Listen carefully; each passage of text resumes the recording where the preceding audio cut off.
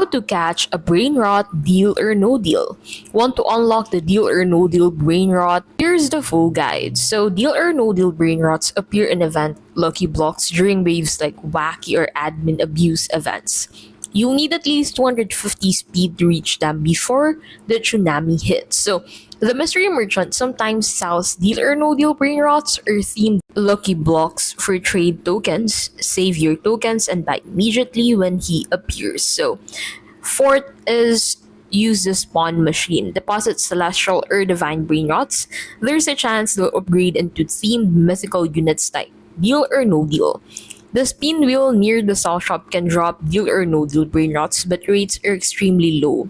It requires UFO spins, so treat it as a bonus chance. So, deal or no deal Brainrots are rare, but with event lucky blocks and the mystery merchant, you can secure them with patience and timing.